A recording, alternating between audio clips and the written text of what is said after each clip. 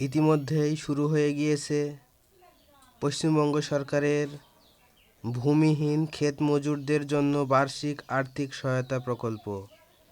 এর অধীনে প্রতি বছরে দুবার ২,০০০ টাকা করে ৪,০০০ টাকা পাবেন। তো বন্ধুরা, এই ফর্মটি কিভাবে পূরণ করবে তা একবার দেখে নিন। প্রথমেই আছে নেম, যিনি অ্যাপ্লাই করবেন তার নাম লিখবেন এবং সেটা লিখতে হবে সম্পূর্ণ বড় হাতের। তারপরে আসছে ভিলেজ নেম, গ্রাম পঞ্চায়েত নেম, আপনি কোন পঞ্চায়েতের অন্তর্গত অবশ্যই এখানে লিখতে হবে। আপনার post office, block, police station, district মানে জেলা, আপনি কোন জেলা থেকে অ্যাপ্লাই করছেন। আপনার পিনকোড অবশ্যই এখানে লিখবেন। আপনার ডেট অফ বার্থ, জন্ম তারিখ, দেখুন কি বলছে ১/৪/২০২৬ অনুযায়ী আপনার বয়স কত অবশ্যই এখানে লিখবেন।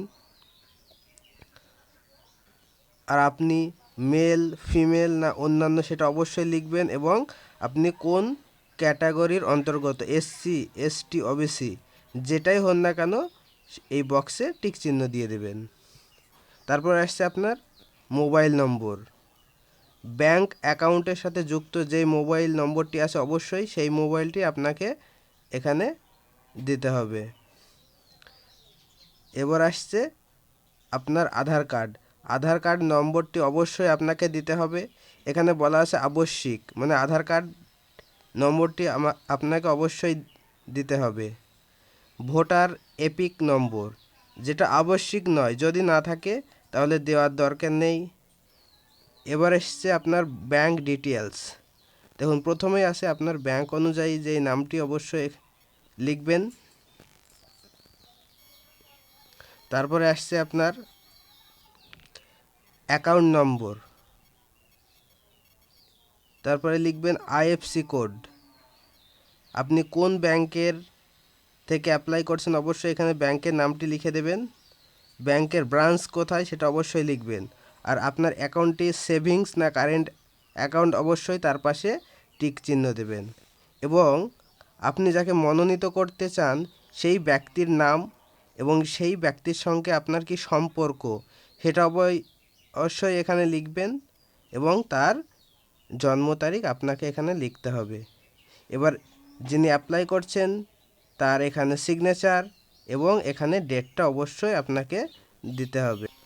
তার পরের পেজে আসছে স্বঘোষণাপত্র, আপনি যে এই ফর্মটি পূরণ করছেন আপনার যে কোনো চাষযোগ্য জমি নেই, আপনি ভাগ চাষি বা বর্গাদার হিসেবে নথিভুক্ত নয়, সেই হিসেবে আপনার এখানে নাম, আপনার বাবা বা স্বামীর নাম লিখবেন, আপনার গ্রামটা অবশ্যই এখানে লিখবেন। গ্রাম পঞ্চায়েত, আপনি কোন গ্রাম পঞ্চায়েতের অন্তর্গত অবশ্যই লিখবেন। আপনার ব্লকের নাম লিখবেন, আপনি কোন থানার অন্তর্গত অবশ্যই এখানে লিখবেন।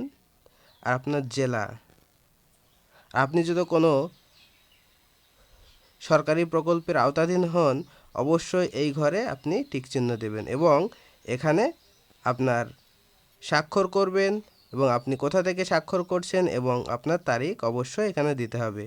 তারপরে আসছে আধার তথ্য বা আধারের সঙ্গে যুক্ত মোবাইল এর জন্য এবং আধার তথ্য সরকার দ্বারা ব্যবহার করার অনুমতি দিচ্ছেন। দেখুন এখানে কি বলছে, এখানে আপনার নাম, আপনার এখানে পিতার নাম, গ্রাম পঞ্চায়েত লিখবেন, আপনার ব্লক এবং কোন জেলার অন্তর্গত অবশ্যই এখানে লিখবেন। আর এই ঘরে আধার নম্বরটি অবশ্যই দেবেন, আধার নম্বরের সঙ্গে যুক্ত যে মোবাইল নম্বরটি সেটা লিখে দেবেন এবং আপনার ভোটার বা এপিক কার্ড নম্বরটা এখানে লিখবেন এবং আপনি এখানে স্বাক্ষর করবেন এবং আপনি কোথা থেকে ফর্মটি জমা দেবেন অবশ্যই এখানে স্থান এবং তারিখটি দেবেন এবং আপনি কোন কোন ডকুমেন্টসগুলো সঙ্গে জমা দেবেন তার পাশে অবশ্যই টিক চিহ্ন দেবেন।